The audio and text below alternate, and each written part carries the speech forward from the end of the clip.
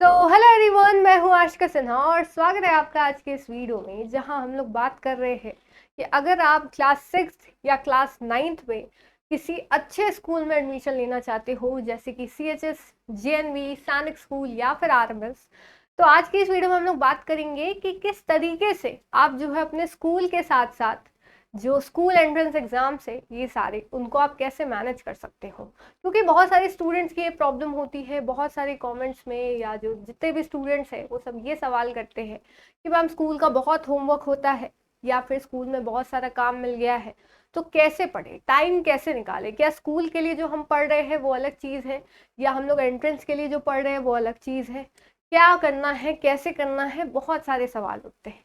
तो चलिए स्टार्ट करते हैं। सबसे पहले तो मैं आपको यहाँ पे समझा दूं कि आपको कौन कौन से सब्जेक्ट्स पढ़ने हैं, पहले ये क्लियर कर लेते हैं, फिर हम लोग पढ़ेंगे, मतलब जानेंगे कि किस तरीके से आप स्कूल के साथ इसको मैनेज करो। जैसे आपके स्कूल और आपके एंट्रेंस में कौन कौन से सब्जेक्ट्स आते हैं, क्या क्या सिमिलर होता है। जैसे मैं अगर आपके एंट्रेंस की बात करूं तो कौन कौन से सब्जेक्ट आपको पढ़ने होते हैं। सबसे पहले तो आपको मैथ्स पढ़ना होता है, ठीक है। अगर आप सैनिक या RMS देख रहे हो तो रीजनिंग भी पढ़ना होगा, है ना। साइंस पढ़ना होता है, सोशल साइंस पढ़ना होता है, ठीक है। उसके साथ साथ इंग्लिश ग्रामर पढ़नी होती है, नॉट इंग्लिश लिटरेचर, और हिंदी ग्रामर पढ़नी होती है, ठीक है। इसके अलावा क्या कुछ एक्स्ट्रा है? नहीं, इसके अलावा और कोई एक्स्ट्रा आपका सब्जेक्ट नहीं है। तो कौन कौन से सब्जेक्ट आप स्कूल्स में भी पढ़ते हो, चलो ये जानते हैं। स्कूल में क्या आपको इंग्लिश ग्रामर पढ़ाई जाती है? जी हाँ। हिंदी ग्रामर पढ़ाई जाती है? जी हाँ। सोशल साइंस पढ़ाया जाता है? जी हाँ। साइंस पढ़ाया जाता है? जी हाँ। मैथ्स पढ़ाया जाता है? जी हाँ। तो एक बस आपका कौन सा सब्जेक्ट एक्स्ट्रा है? रीजनिंग। तो सबसे पहले तो मैं आपको ये सजेशन दूंगी बाबू कि आप जो भी स्कूल में पढ़ते हो ना, स्कूल टाइम में सुबह 8 से 2 मान लो आप स्कूल में बिजी रहते हो, ठीक है।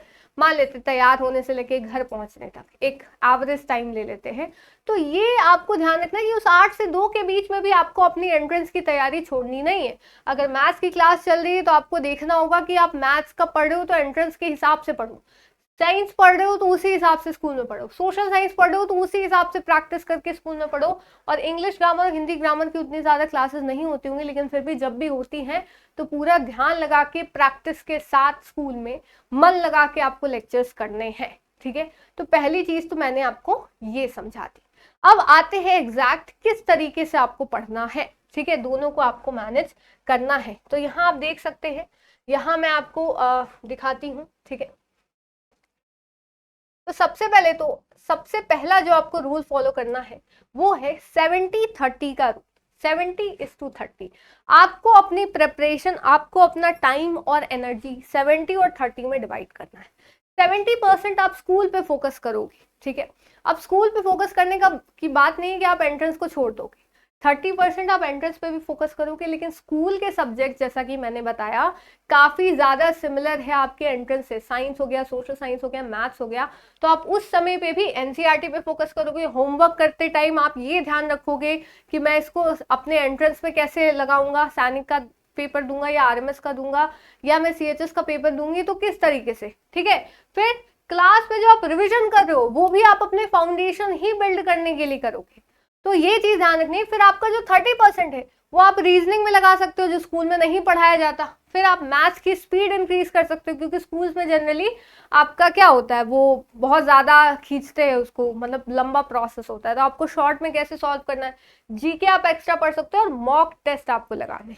तो आपको अपने समय को इंक्रीज नहीं करना, आपको स्मार्टली स्टडी करना है, ठीक है। तो सब्जेक्ट वाइज अगर प्लान की मैं बात करूं तो मैथमेटिक्स में जैसे ही आप चैप्टर फिनिश करते हो उसके सवाल लगाओ जो स्कूल के सवाल है, लेकिन शॉर्ट फॉर्म का यूज करो, ठीक है। आप फोकस के साथ कैलकुलेशन पे ध्यान दो। फिर साइंस में आप साइंस और सोशल साइंस में NCERT पढ़ो, रीड करो। आपका मान लो रेफरेंस बुक भी चलता है NCERT, जिसके स्कूल में नहीं चलती, फिर भी आपके चैप्टर सिमिलर होते, जो सेम टाइप का चैप्टर जैसे रिवॉल्ट ऑफ 1857 आपके रेफरेंस बुक में भी होता है, तो उसको वैसे पढ़ो और साथ में NCERT भी रख लो। दोनों में सेम ही चीजें हैं, दोनों में 1857 की क्रांति बदल तो नहीं जाती, ठीक है। फिर आप इंग्लिश लैंग्वेज में थोड़ी एक्स्ट्रा मेहनत करो, लैंग्वेज और इंग्लिश और हिंदी में वोकैबुलरी पढ़ो, ग्रामर के क्वेश्चन सॉल्व करो, और रीजनिंग आपको 20 से 30 क्वेश्चंस डेली सॉल्व करने चाहिए, ठीक है। 20 तो एटलीस्ट कर ही लो, 15 से 20 तो आपको कर ही लेने, ठीक है।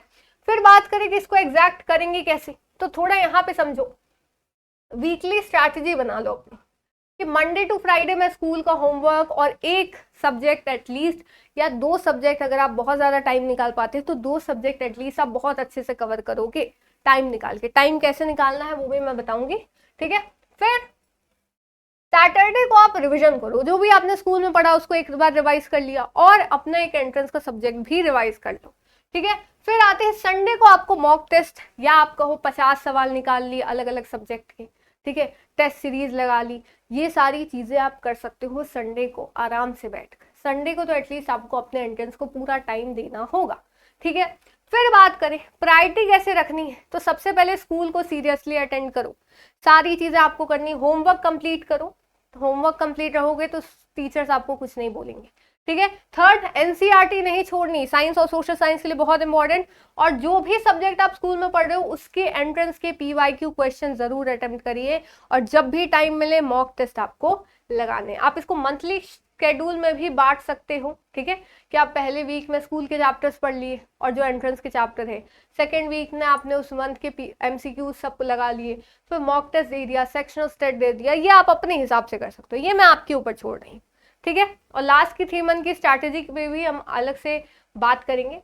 फिर ये चीज ध्यान रखिएगा कि कोई भी चीज हो, ठीक है, इस ट्रैप से आपको इग्नोर नहीं करना है एनसीईआरटी, ये ट्रैप है। एनसीईआरटी एक बार भूल गए तो भूल गए, छूट जाएगी फिर, ठीक है। और कंसिस्टेंसी हमेशा मेंटेन रख के चलनी है, ठीक है। तो ये 2 चीजें कभी नहीं छोड़नी, एनसीईआरटी को इग्नोर नहीं करना, और दूसरी चीज कंसिस्टेंसी नहीं छोड़नी है। एक बार में 24 घंटे पढ़ लोगे तो कोई फायदा नहीं होगा, डेली 1 घंटा 1.5 घंटा भी अपने एंट्रेंस को दोगे अभी, क्योंकि आपके पास बहुत समय है, तो काम चल जाएगा। तो अब टाइम कैसे मैनेज करें, तो अगर मैं बताऊं तो सबसे पहले आप डेली रूटीन क्या कर सकते हो, सुबह जितने बजे भी उठते हो 1 घंटा पहले उठा करो, रात को थोड़ा जल्दी सोया करो, फोन थोड़ा कम चलाया करो। अगर आपको जीवन में कुछ पाना है तो कुछ सैक्रिफाइस भी करना होगा, ठीक है। तो 6 से 7 आपने रिविजन कर लिया, जो भी आपको हार्ड लगता है वो सब्जेक्ट आप कर सकते हो। स्कूल में मान लो 8 से 2 है, फिर 3 से 5 आप स्कूल का होमवर्क पे ध्यान दो, ठीक है।